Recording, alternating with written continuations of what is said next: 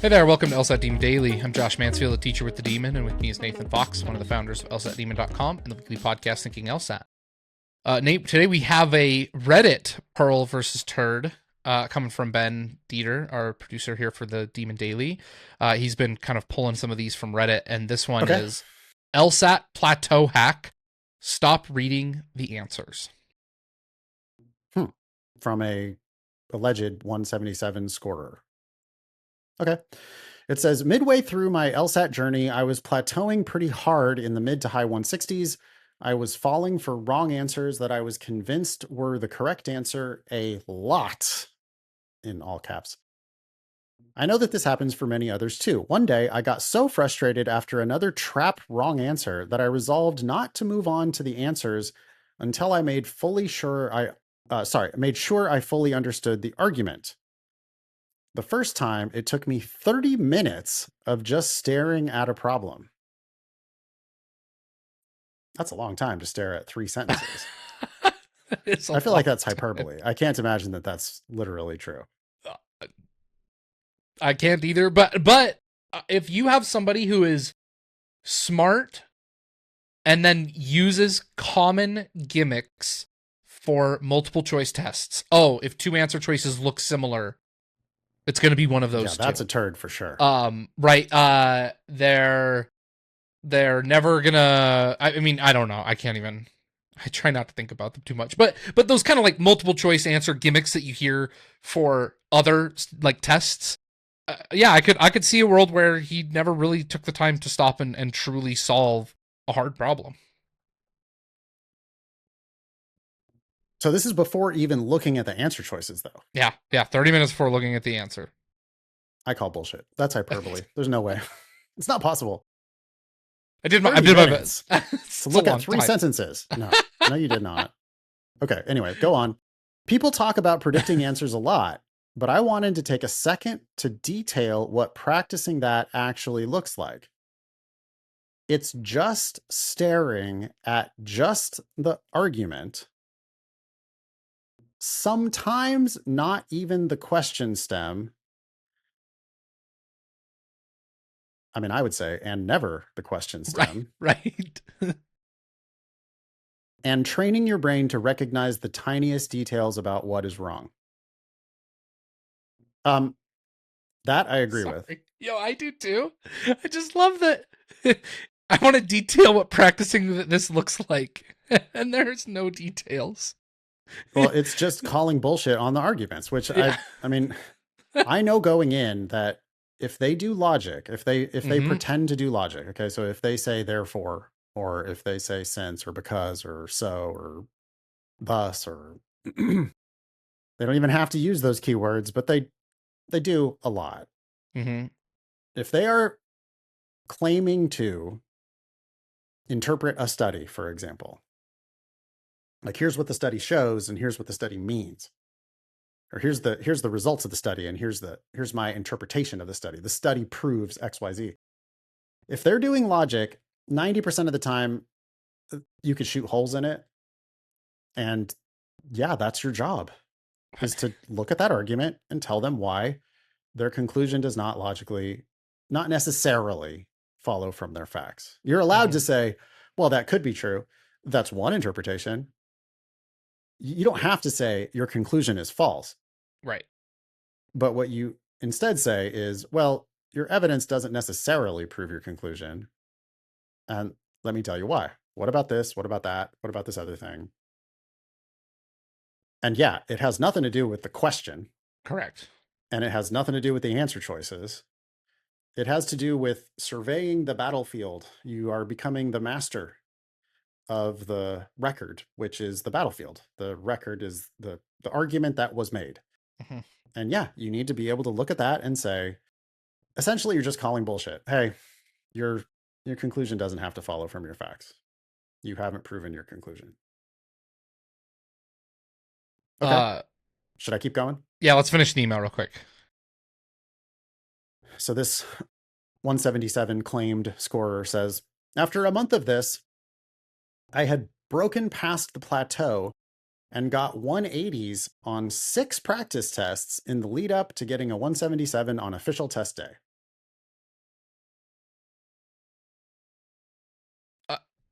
Cool. like I think, I mean, this is a pearl. It is the idea to stop and just understand the argument before you move on is absolutely a pearl. Oh yeah. I mean, Right. look, we developed prediction mode in lsatdemon for a Mm-hmm. reason.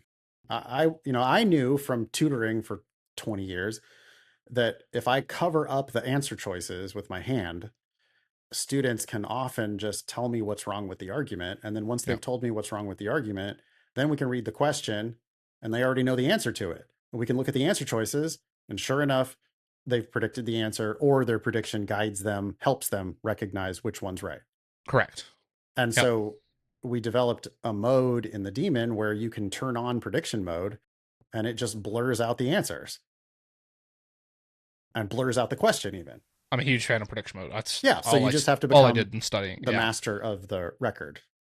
I want to offer a couple more like tangible ways, because this feels like somebody who is, you know, wants to improve their running form and just being like, well, yeah, you just got to run. Like, yeah, you got to run better. You got to have yeah, better you just form. run better. That's how you have better running form. That's because, what, like, just telling somebody who's struggling with this but understands the concept to just stare at a passage. Just stare at the passage.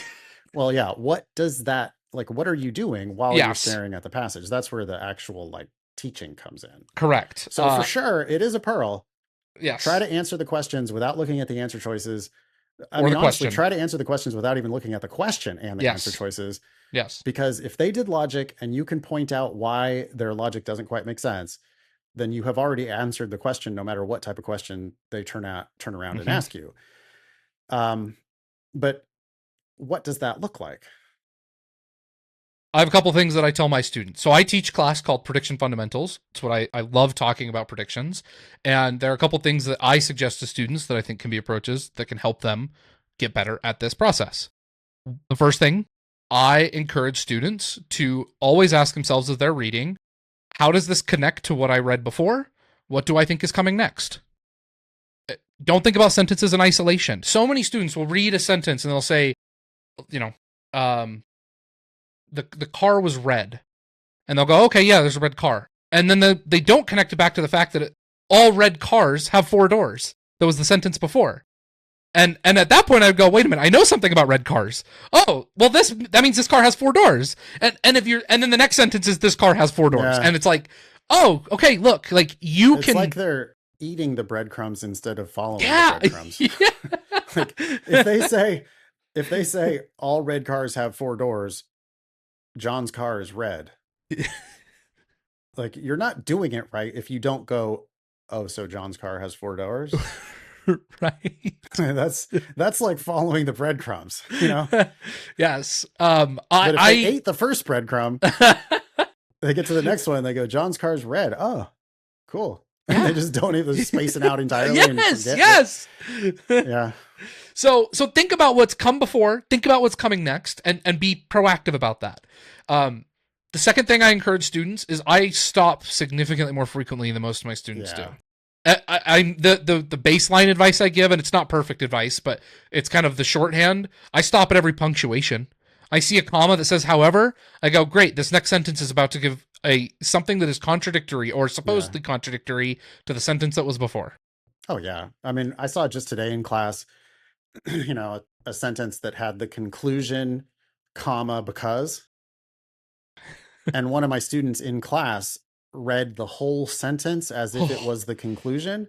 And I was like, well, wait a second. No, the first part of that is definitely the conclusion of the argument, but then they went comma, because, and now they're giving a reason why they believe that. So now this is a premise of the argument. And as it turned out, the correct answer was like linking that reason to the conclusion. Oh man. Yeah.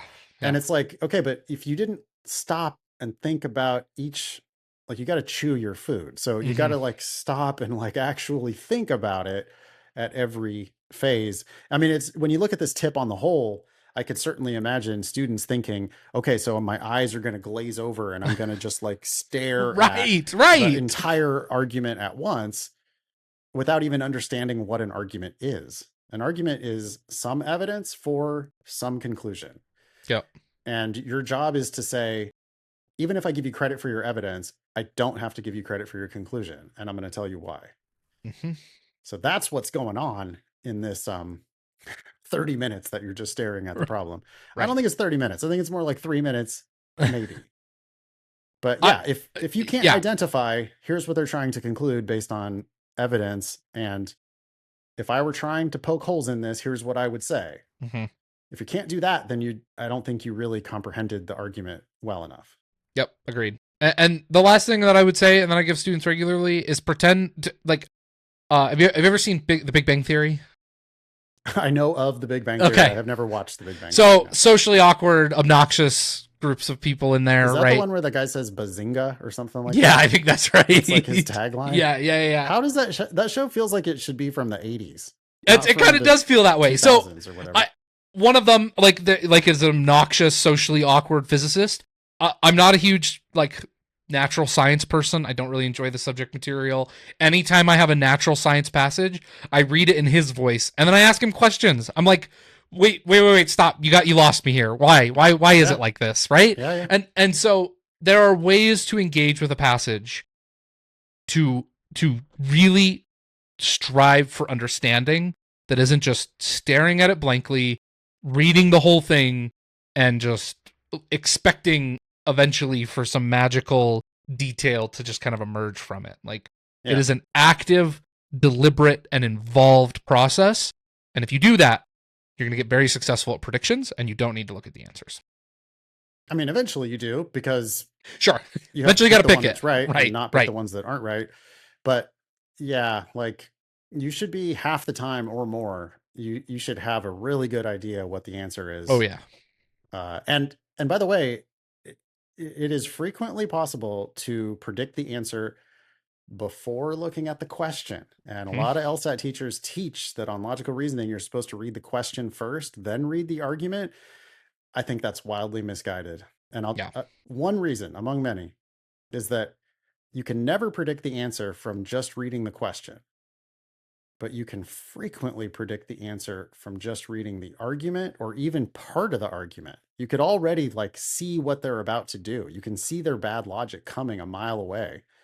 And whether it turns out to be a strengthened question or a weakened question or an assumption question or a flaw question, the correct answer is commonly related to the problem with their argument. Again, you are never, ever in a million years predicting the correct answer simply from reading the question. So how is it a shortcut or a hack to read that part first?